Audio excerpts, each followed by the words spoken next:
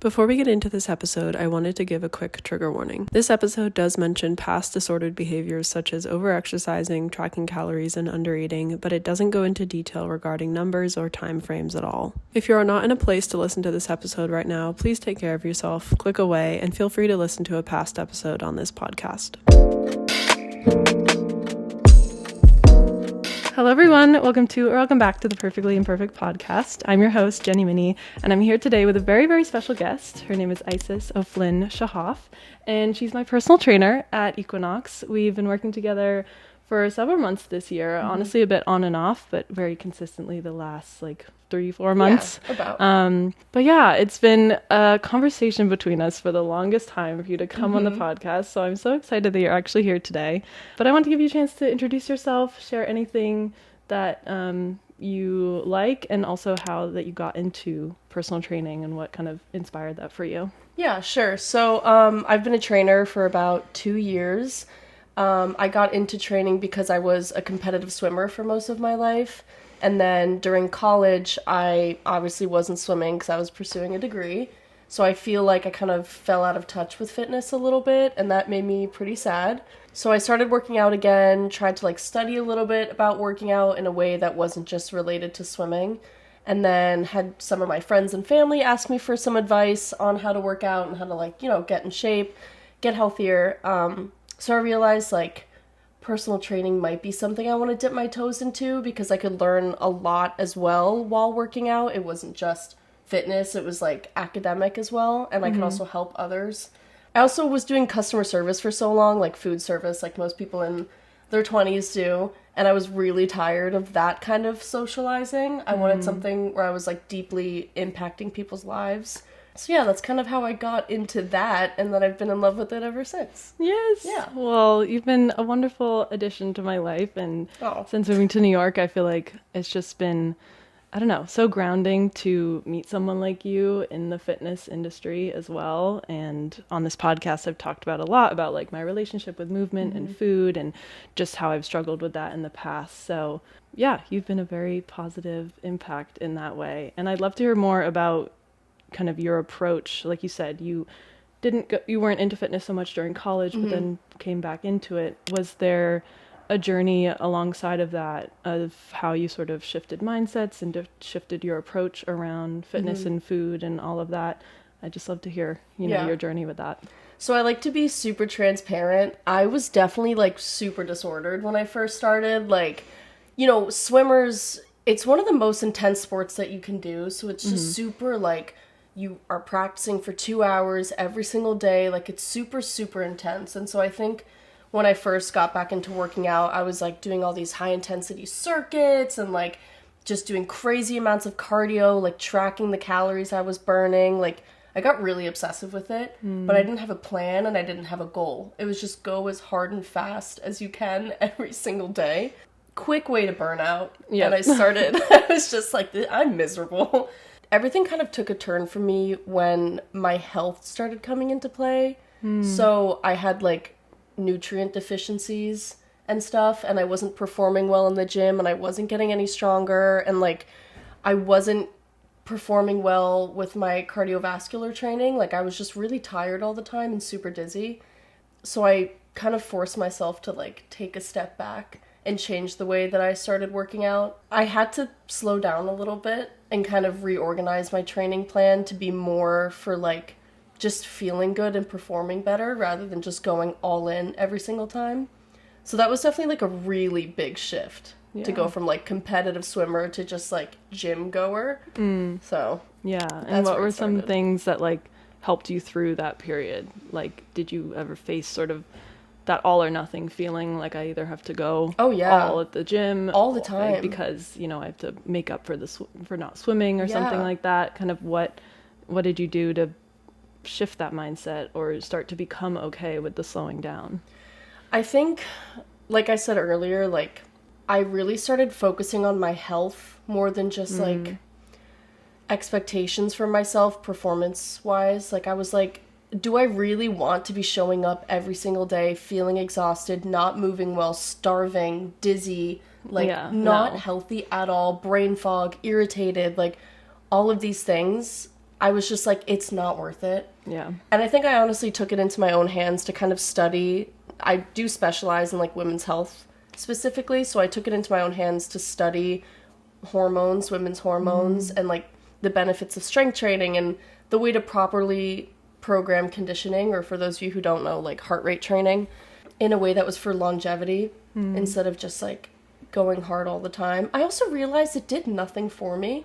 Like, it didn't even align with my goals, you know? Right. I think the biggest thing is to educate yourself on the human body, especially if you're a woman, like hormones. Yeah. And also look at what your goals are and see if the training that you're doing even aligns with your goals. Right. Like, the training I was doing was just to make me tired.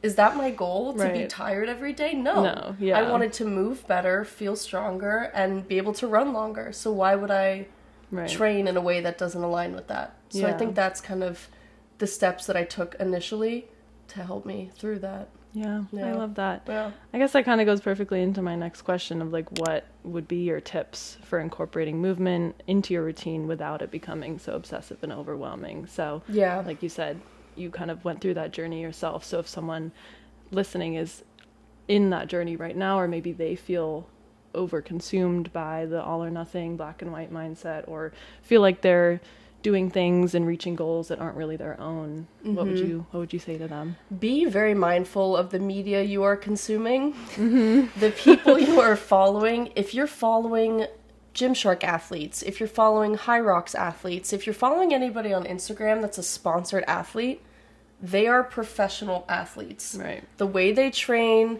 the way that they show their training is so different than how most people will and honestly should train. Their goals are different. Their background is different. Whether or not you think you're able to push yourself 100% every day, it doesn't mean that you can. It's not about if you can do it. It's about if you can recover from it. So You've said that to me so many times. I say this to all of my clients. It resonates with me like so much. Yeah. Because there will be times where I'm like, let's actually drop the weight today. It seems like it's just a bit too much of a challenge for what I'm trying to do. And most people will be like, no, I want to push hard. Like, let me do it. Of course. Yeah, I do because that. you all want to push yourselves. And that's honestly a beautiful thing. But then the next day you don't recover as well. And then your performance that week is not as good. And that's not what we want to go for. I would normally tell people to just like start small as well. So start with like 2 days a week, 3 days a week. And it's hard. It takes a lot of discipline to not go into the gym, to know when is the time to break. So definitely like have a plan, 2 days, 3 days, make it easy, even find a coach. Yeah. I mean, that's also what I did. I had a coach for a while. I still have a coach now. Like, that man keeps me in check for when I'm like, I want to go crazy heavy all the time. He's like, bro, relax. Right. So I think you just have to like, I would say be easy on yourself, but also push yourself in the way that makes sense, not in a way that just makes you tired. Right. And then, back to the media thing. I think that's also super important right now is everybody's like assuming that they're going to train like crazy athletes or look like these crazy athletes. And it's fine to have these like big athletic goals or aesthetic goals as well, but you just have to go at your own pace and understand that like your journey is always going to be different. And if you try to follow somebody else's, you're never going to get to where you need to be. Yeah. That is so important. That's so key. Helpful reminder for me too. Yeah. Because I feel like I'm not super in like the fitness space on social media per se, but even just, it's just one element that you can compare yourself and start, spiraling about and be like, I don't look like this person. I'm not as disciplined as this person. I'm maybe not, as consistent as this person, but every person's journey is their own. And, as long as it's working for you and making you feel good and making you feel fulfilled, like that is most important at the end of the day, regardless of, if someone's lifting heavier weights than you or running more miles than you. Yeah. Get that way. With other trainers, I'm like, oh my God, these people have been training for 15 years. Right. Or this person can deadlift this amount of weight and they can run this fast. And I'm like, okay, but that's not my life. Yeah. But it doesn't mean that what I'm doing now is invaluable. Right. Or bad. It's not that you're less than, you're just at a different point in your journey, which is fine. Yeah. Yeah. You've helped me a lot with that. Yeah. Thanks. It helps. Yeah. It's hard though. It's hard. Moving on to my next question. This is one that I have definitely been stuck in the mindset of worrying about my body changing too much, like while starting to approach strength training. My own fitness journey, I was dancing my entire life, and that kind of became disordered in its own way through ballet and just body image stuff, and then moved on to running, again became disordered and just only did it for the calories and what I could burn. And then as I embarked into my recovery journey, I too slowed down a lot, did more yoga, did more Pilates, did more bar class, which I think is what I really needed.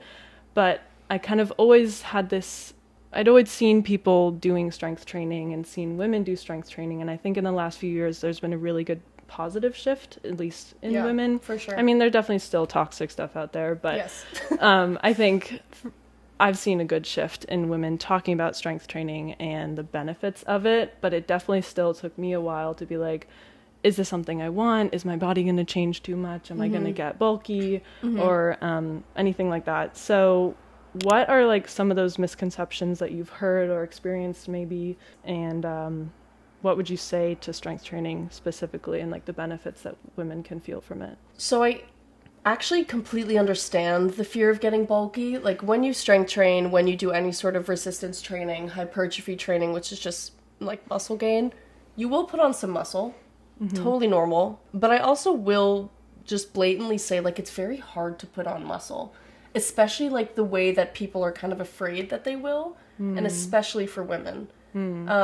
There are people who are professional bodybuilders who spend years training with coaches, dedicating their entire life to doing this, and they still fail to put on the amount of muscle mass that's needed for their competitions. I also will say, like, with strength training, it doesn't always have to be the craziest workout in the world. Like, you don't have to be doing, like, sets to failure all the time and working on muscle growth all the time. Like, it's just about moving better and being stronger, not necessarily looking a certain way. Like, most of my clients, like, a lot of the women come to me, they don't necessarily have muscle gain goals, but they just want to feel stronger. And we've been working together for a year or 8 months, and there's not a huge difference in their bodies. They just move better. Right. And of course, like, as a woman, it's so important to have a relatively healthy amount of muscle mass just for, like, your hormone levels, preventing osteoporosis. Women, unfortunately, are actually, like, more likely to develop osteoporosis than men. And because of our hormones, it's much more important for us to have muscle mass. So I think, like, kind of how I shifted my own mindset, I encourage a lot of other people to do, is remember your health. That at the end of the day, your health is more important than how you look. Always, And I understand, like, caring about how you look. And I don't think there's really anything wrong with that, genuinely. But I think when that overpowers how you feel, that's when there's danger.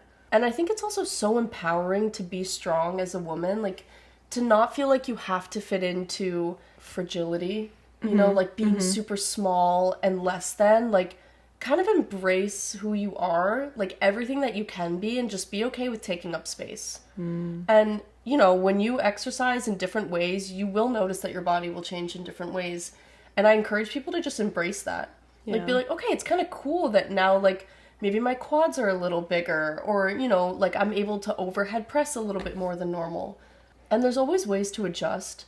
Like, I always tell my clients, I'm like, if you genuinely don't like the way you're looking through how we're training, there's ways to adjust the training so that you can still look the way you want to look, but also move well and be healthy. Right. So it's not like a strength train, you're going to get big, that's the only option. You know, with strength train, you're going to get a little stronger, you're going to feel a little better, and we can still get you to look the way you want to look. Right. So it's not like bodybuilder is the end for like, everyone who picks up heavy weights. And, like, I'll be, you know, I lift heavy. Like, I love to lift heavy. That's my thing. But that's not everybody's thing, and that's okay. Right.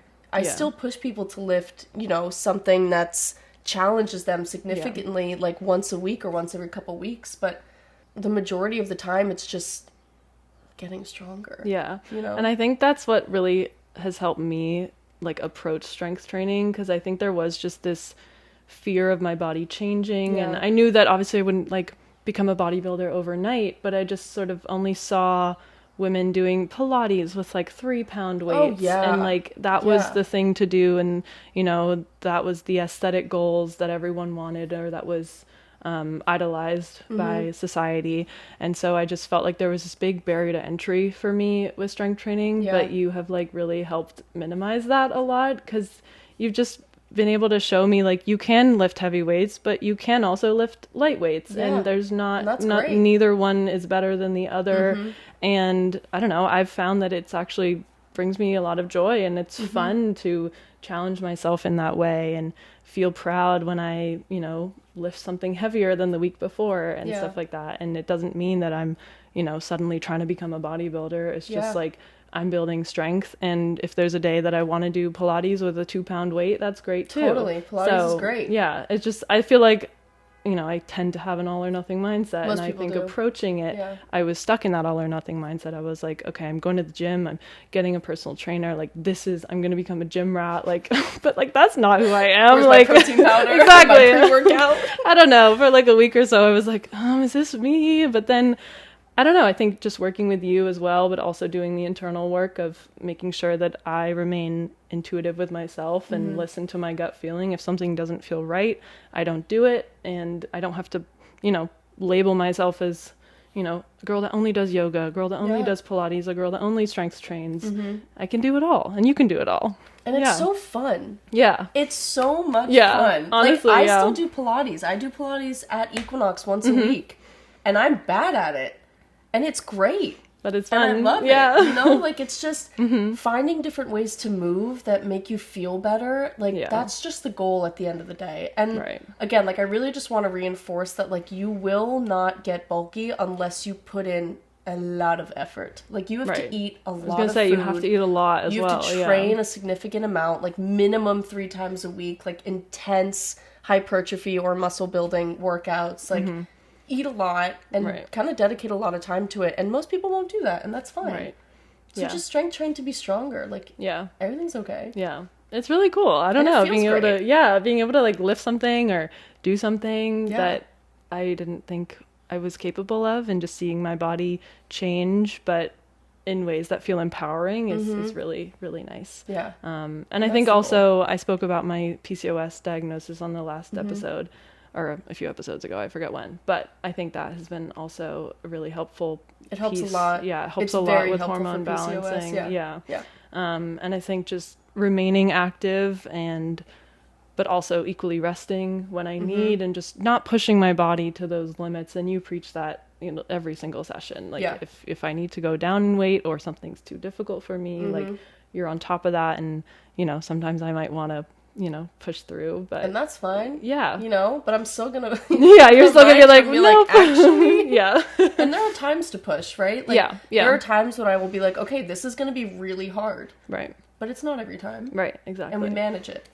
Just a balance. And so, moving on to my next question, I would love to know some habits or rituals that you have built into your own life to help maintain this balanced relationship with food, fitness, and your body now. And I know it's a continuing, you know, growing process, but any habits, anything that you do nowadays that really helps you kind of maintain that balance, or maybe check yourself in certain moments if you're, you know, facing a challenge. Take off the Apple Watch. Oh my God. Yes. Take it off. I was I have preached that. with that thing. If I didn't wear it, I'd panic. Anxiety flooded through my body. I wouldn't eat as much because I'd be so afraid, because I wouldn't know how many calories I burned in the day. All of my workouts were based on how many calories I burned, not based on how actually effective the workout was, which is a whole other conversation. Right. Take off the Apple Watch. Like, stop tracking things if you've been like a consistent tracker, stop tracking everything for 2 weeks. You're going to go crazy for the first week, but then you're going to feel amazing for the second week.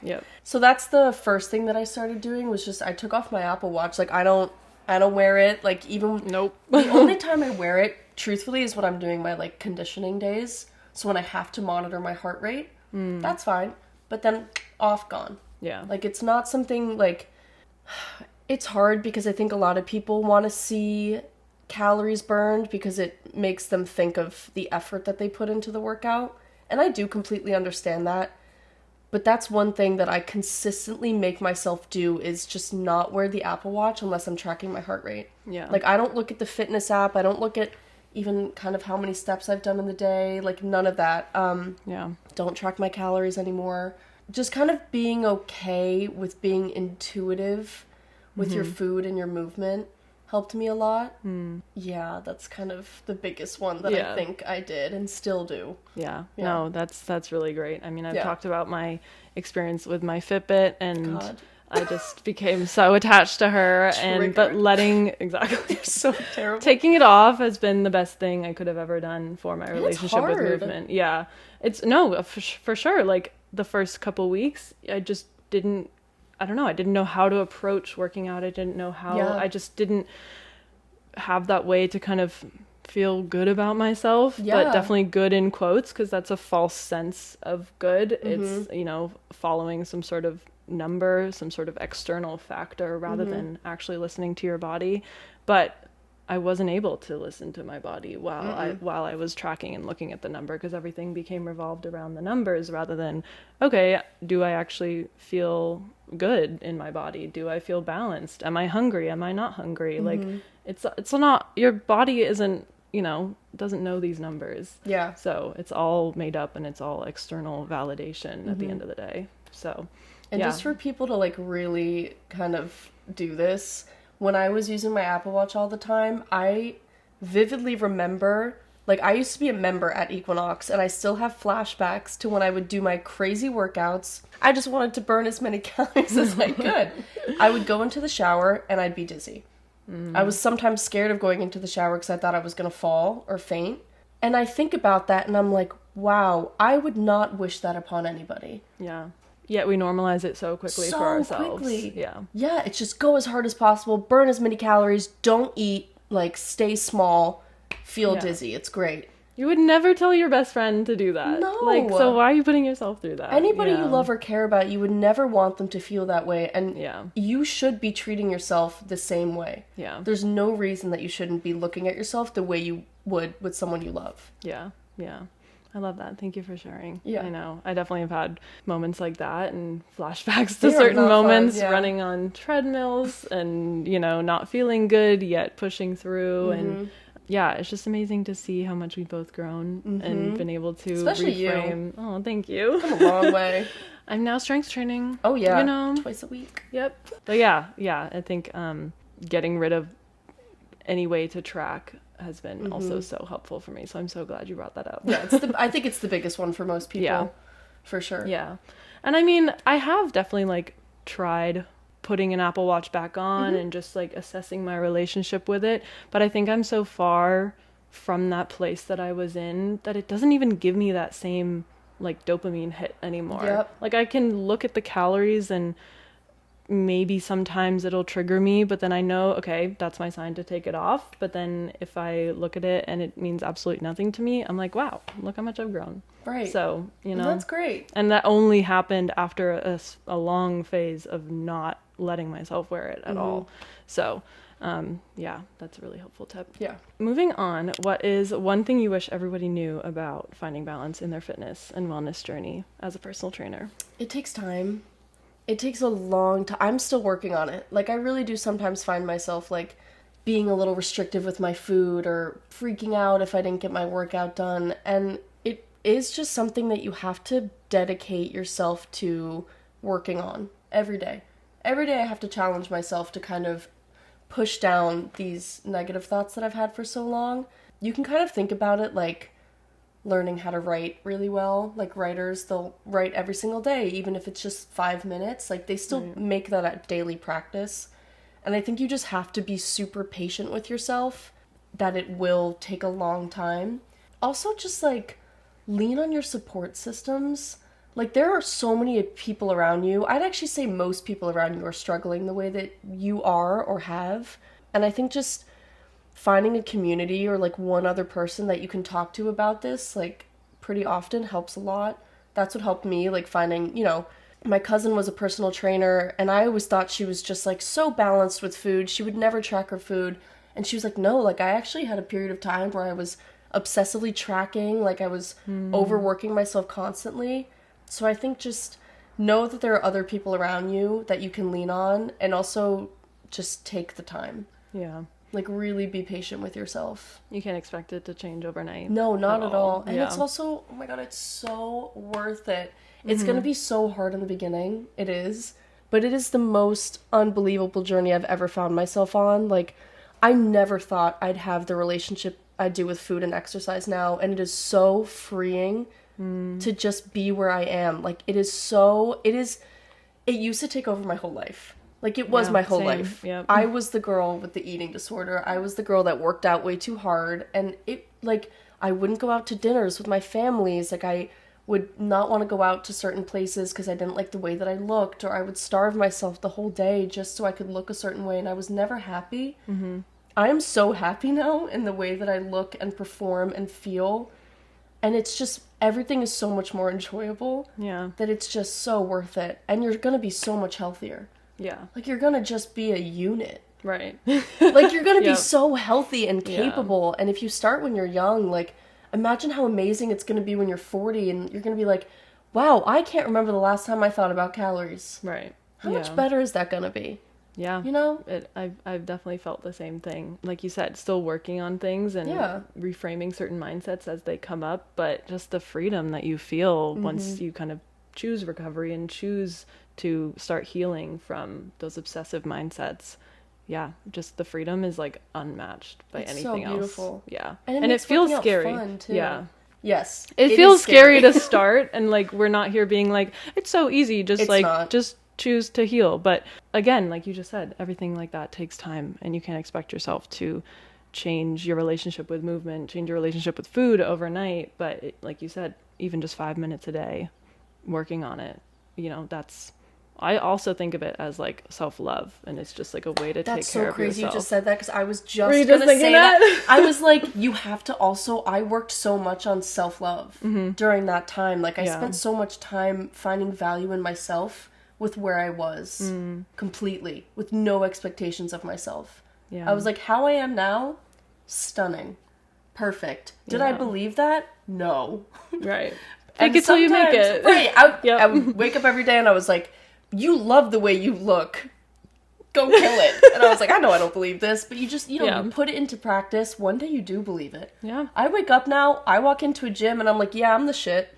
Yeah, because you are. Like, I feel strong. I'm capable. I'm beautiful. Yeah. Like, and that energy, like, resonates. Like, I feel that kind of radiating off of you, and it really just is...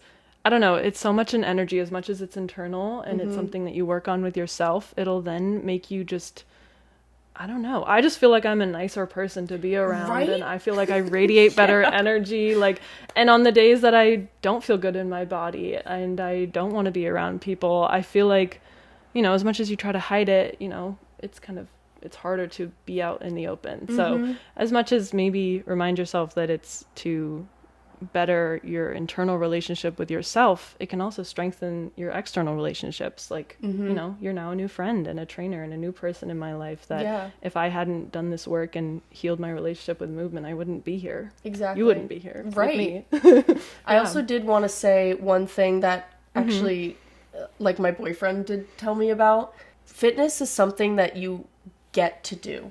It is a privilege to eat well and to move your body.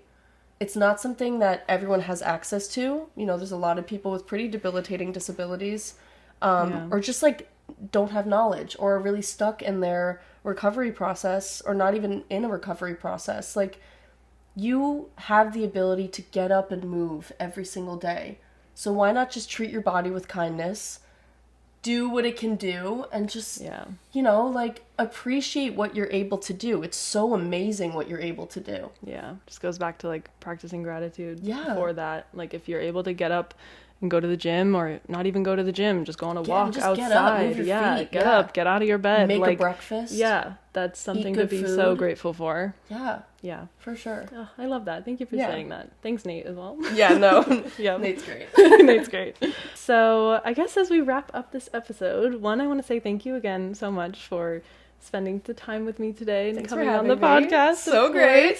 Where can people find you if you want to, use this time to promo yourself? First, I'm going to shout myself out here. Yes. My Instagram is Isis Tiger O'Flynn. It's ISIS Tiger O'Flynn. What is the story of that also? So my middle name, it's actually kind of a sad story. Sorry to bump down the mood. But okay, I had an uncle. His name was Tig. It's a very Irish name. His nickname was Tiger. Okay. He passed away before I was born in a really sad car crash. And my mom gave me the middle name Tiger. Oh. Yeah, no, it's really cool though. Sad but turned beautiful. Yeah. Yeah. But that's my Instagram. Nice. So you can find me there. Okay. I also write some articles on like women's strength training and health on the public site Medium. I actually don't remember what my username is on that. I'll put it in the show notes. Yeah, like, I don't even know. And then I've read a few. EP coming out. And that'll be also posted on my Instagram and everything. So yeah, I'll add and the I'm link. also at Equinox Soho if you need a trainer. Yes, I'm out there. Hit her up. Oh, well, thank you so much again for coming on the show, me. and hopefully this is not the last time. For sure, definitely won't be. All right, and with that, we will catch you all in the next episode. Bye. Bye.